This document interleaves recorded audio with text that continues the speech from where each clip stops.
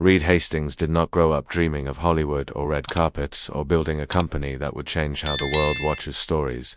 He grew up quiet, curious, a little rebellious, and full of questions. He was born in Boston, Massachusetts in 1962, a well-educated family. His father was a lawyer who worked in the Nixon administration, and his mother was a book editor. Reed was never the kid who followed the rules. Just because they were rules, he always wanted to understand the why, and if the why didn't make sense, he would challenge it as a teenager.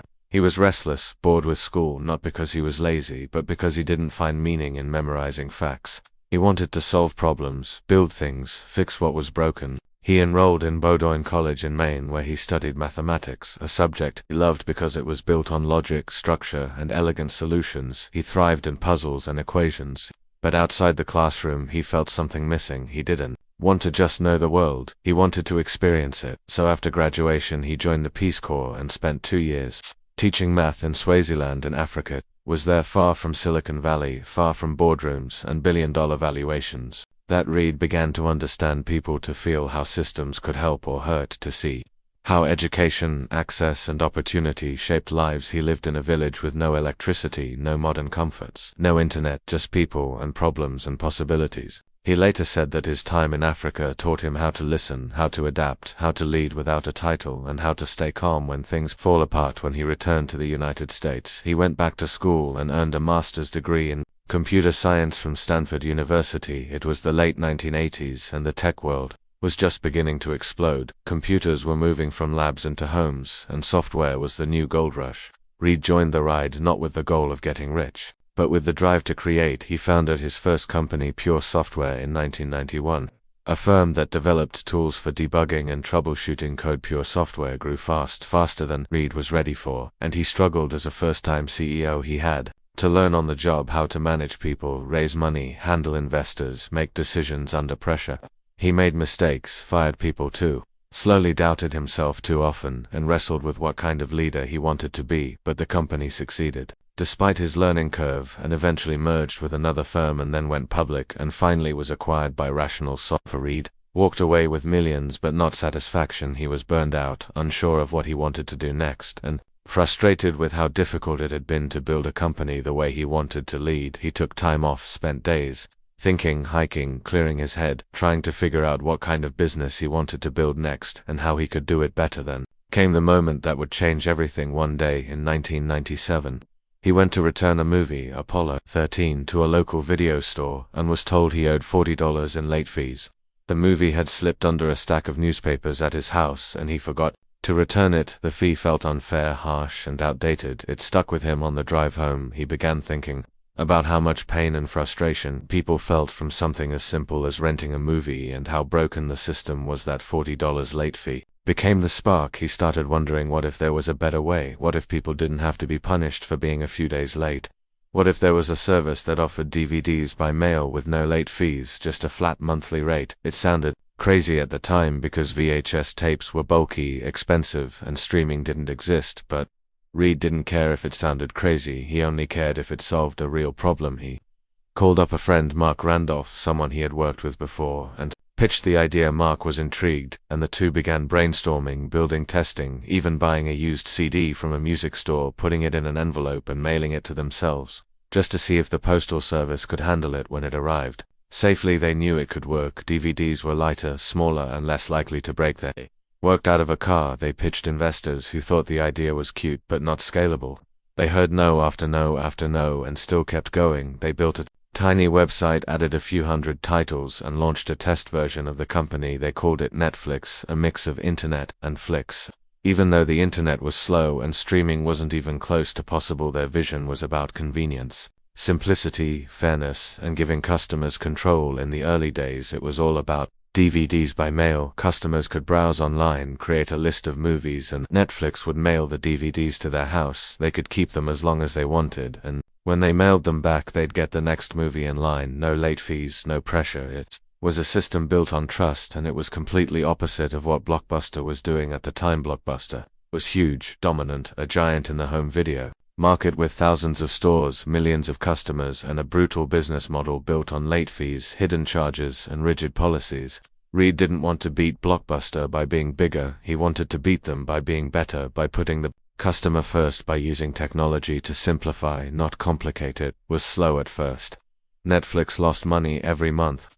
People didn't understand the model, some missed the store experience, others didn't want to wait for mail, investors got nervous. And Reed began to feel the same pressure he had faced at Pure Software again, but this time he was different. This time he was clearer about his values, more disciplined in his decisions, more humble in his leadership. He focused on culture, on hiring people who were not just smart but adaptable, honest, driven, and collaborative. He started writing the Netflix Culture Deck, a document that would later become famous for its bold ideas about freedom, responsibility, transparency, and performance. He believed in treating people like adults, giving them the truth even when it hurt, and expecting excellence without micromanagement. As Netflix crawled forward, Reed had to make hard decisions, lay off teams, test new models, redesign the website scale, the warehouse logistics, and keep believing even when the numbers didn't. He kept asking himself, does this solve a real problem, and do customers love it? If the answer was yes, he kept going. Then came the moment that defined everything they approached. Blockbuster and offered to sell Netflix to them for $50 million. Blockbuster laughed in their face, said no thanks, and kept doing business as usual. Reed walked out of that meeting not angry but clear. They had just given him the fuel to keep fighting harder, smarter, and deeper. Netflix was still a small company burning cash month after month. DVDs by mail was a clever model, but it was not yet profitable. The logistics were complex, warehouses had to be optimized, return times had to be predicted, and customers had to be educated about a system that was completely new. Reed Hastings knew that disruption does not happen with a single bold move. It happens through relentless patience, constant adaptation, and obsessive commitment to the user experience. They began to refine everything. The website was redesigned to be faster and more intuitive. They improved the queue system so users could plan what they wanted to watch. They invested in better shipping methods and faster turnaround times. They ran A/B tests before A/B testing was even trendy, because they knew that every second of delay, every extra click, every confusing message was one more reason for a customer to quit. The team at Netflix was small but hungry. They were not there for status. They were there to build something that had never existed, and Reed made sure the culture stayed clear and honest. He believed that people should not be told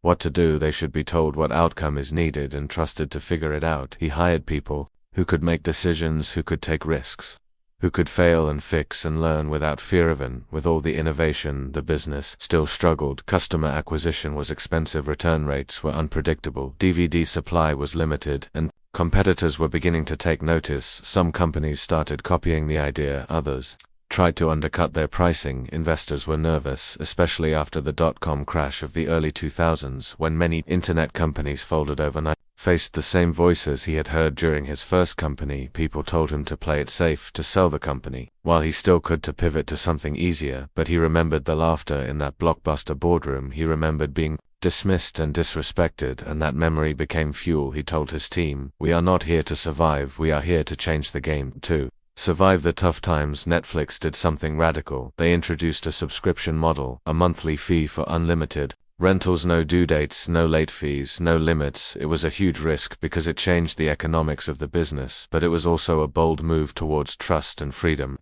Customers responded. The subscriber base began to grow, retention improved, and loyalty began to build. Still, profitability was far away, and the company had to go public earlier than Reed wanted, just to stay afloat. The IPO was modest, but it gave them enough capital to keep building. While the public markets remained skeptical, Reed doubled down on innovation and customer experience. While Blockbuster was still charging late fees and focusing on retail, Netflix was leaning into technology, logistics, and personalization. Reed understood that they were not in the DVD business. They were in the convenience business, the happiness business, the future business, and he began thinking far ahead of his time. While the world was still attached to physical media, he started wondering what would happen when bandwidth improved and people could watch movies online. No mailing, no waiting, just instant access anywhere, anytime. Streaming was still a dream, but Reed began investing in the infrastructure, partnerships, and experiments needed to make it real. He knew it was not about what people wanted now, it was about what they would want when they saw what was possible. Netflix started experimenting with downloadable content, limited streams, and licensing deals with studios. It was messy, confusing, and resisted by the industry. But Reed believed that the future would not belong to those who protected the past, it would belong to those who imagined something better. Meanwhile, Blockbuster was beginning to feel the heat. They saw Netflix growing fast and tried to launch their own online rental service, but they were too late, too heavy, too committed to their retail stores and the late fee model. Reed stayed focused, not on competition but on customers. He said, "Let them chase us, we will chase the future." The team at Netflix became obsessed with data. They tracked viewing habits, click paths, return patterns, and feedback loops. They built one of the earliest recommendation engines, using collaborative filtering, so each user would see personalized suggestions. The goal was not to overwhelm with choice, but to delight with relevance. Reed knew that simplicity is the ultimate sophistication. In 2005, Netflix had grown to over 4 million subscribers, and the shift towards streaming was becoming more viable. Broadband internet was expanding, digital rights were being negotiated, and Reed made the hardest decision yet to start investing heavily into building a full-scale streaming platform. Even though DVDs still made up the majority of revenue, he knew it would cannibalize their own business, but he also knew that if they did not disrupt themselves, someone else would. He believed that great companies do not protect their past, they invent their future. In 2007, Netflix launched its streaming service, allowing subscribers to watch a limited number of titles instantly over the internet. The catalog was small, the interface was clunky, and the quality was far from perfect, but it was the beginning of the next chapter of entertainment. It was no longer just a rental company. It was a technology company, a content delivery platform, and a challenger to the entire structure of media studios. Resisted, they feared piracy, loss of control, revenue disruption. They raised prices, limited licenses, and tried to block access. Reed responded not with lawsuits or aggression, but with persistence, transparency, and value. He kept showing how streaming could benefit everyone if done right, and he kept pushing Netflix forward. The real challenge was not technology or licensing, it was belief that this new model could work, that people would embrace it, that habits would change. Reed told his team, "People do not know. They want something until they see it, then they wonder how they ever lived without."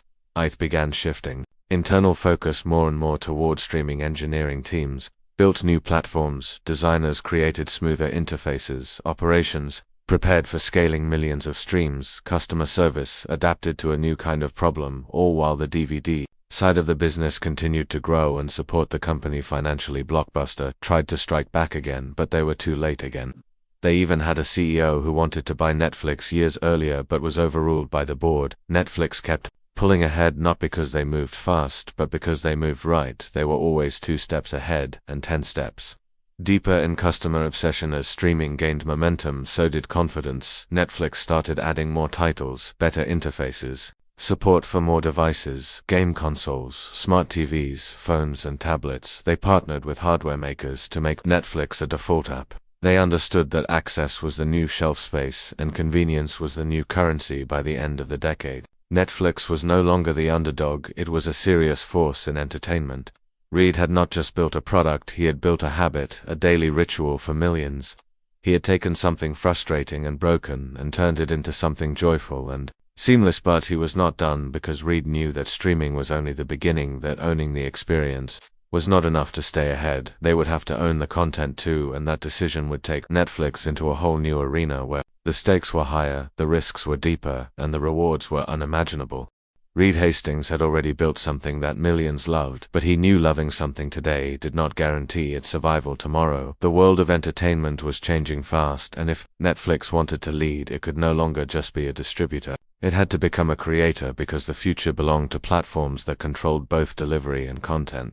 Reed was not afraid of the risk, he was afraid of standing still. The question was, how would Netflix become more than a delivery service? How would it compete with the giants of content studios with decades of experience, libraries of classics, and deep pockets? The answer came from Reed's obsession with data, customer behavior, and willingness to challenge industry norms. Instead of bidding for the biggest blockbusters or recycling old formats, Netflix decided to take a bold bet on something completely new. They greenlit a political drama called House of Cards, starring Kevin Spacey, directed by David Fincher. But the real innovation was not just the content, it was how Netflix used data to decide the investment. Their algorithms showed that fans of Fincher and Spacey overlapped with those who liked political dramas and serialized storytelling, so instead of making a pilot and testing it, they committed to 2 full seasons up front, over $100 million on a single show before a single episode aired. It was a move that shocked Hollywood when House of Cards premiered. It was more than a hit. It was a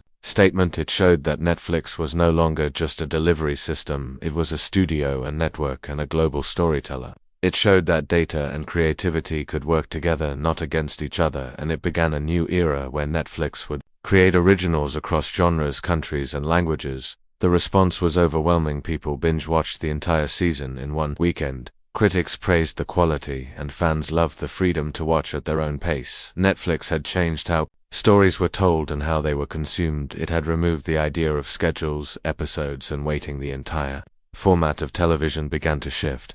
Because one company dared to challenge the most basic assumptions, more originals followed. Orange is the New Black, Stranger Things, Narcos, The Crown, Black Mirror, 13 Reasons Why, and dozens more. Netflix became the place where bold creators could experiment, where untold stories could find a home, where diversity was not just welcomed but celebrated. Reed wanted the platform to reflect the world, and he pushed for global stories in multiple languages for kids, for adults, for every mood and moment. Netflix expanded aggressively, investing billions in original content across the globe. They opened offices in Europe, Asia, and Latin America. They began creating local hits that traveled globally, from Money Heist in Spain, to Sacred Games in India, to Squid Game in Korea. These were not just shows, they were cultural explosions, watched by millions, and talked about by billions. Reed believed that the internet would do to TV what it did to newspapers, make it instant, personal, borderless, and user-controlled, and he was right. Netflix subscriptions exploded worldwide, from tens of millions to hundreds of millions, and the company became a symbol of innovation, disruption, and creative freedom. But with success came challenges. Rivals emerged. Giants like Disney, HBO, Amazon, Apple began launching their own streaming services with deep content libraries and huge budgets. The streaming wars had begun, and Reed knew that to stay ahead, Netflix had to keep evolving. Here invested in better recommendation engines, better compression technology, better user interfaces, smarter offline modes, and deeper personalization. But more than that, he kept investing in people, creators, engineers, designers, marketers, leaders. He built a culture where experimentation was rewarded, failure was accepted, and speed was praised. Reed also knew when to step back. He had built a company, not a monument. He began handing more control to his trusted teams. He believed in leadership that built leaders, not followers, and he focused on long-term thinking. He said, "Our competition is not other streaming services, it's sleep. People will binge if we make content worth staying up for." As Netflix grew, Reed faced criticism too, about content choices, about pricing, about workplace culture, about screen addiction. He listened, addressed what mattered, and ignored what didn't. He never claimed to be perfect, but he never stopped learning, adapting, and leading with clarity. Eventually, he announced he would step down as CEO and take the role of executive chairman. It was not a retreat, it was a passing of the torch to those who shared his vision and values. He left not in chaos or crisis, but in strength, with Netflix standing as a global brand, known in every household as the home of original storytelling. Reed Hastings started with a $40 late fee and built a company that destroyed Blockbuster, changed Hollywood, and empowered a generation of storytellers. He did not do it through luck or shortcuts. He did it by asking the right questions, building the right culture, and believing that the future is built not by following trends, but by creating them. He taught the world that disruption does not come from rage, but from empathy, from solving real pain, from daring to imagine something better and working relentlessly to bring it to life. He showed that technology is not cold when it serves human emotion, that data can elevate art, and that scale does not mean soulless. His legacy is not just Netflix. It is a mindset, a movement, a belief that one person with a question and the courage to find the answer can reshape industries, change habits, and create joy for millions. Reed Hastings did not set out to become a billionaire. He set out to solve a problem he did not want to destroy. Blockbuster, he wanted to create something better, and in doing so he taught us all that the best businesses are built not on greed but on service, not on fear but on imagination, not on control but on trust. And so the story of Netflix is not just the story of a company, it is the story of a man who saw something broken and chose to fix it with technology, culture, heart, and an unshakable belief in the power of stories.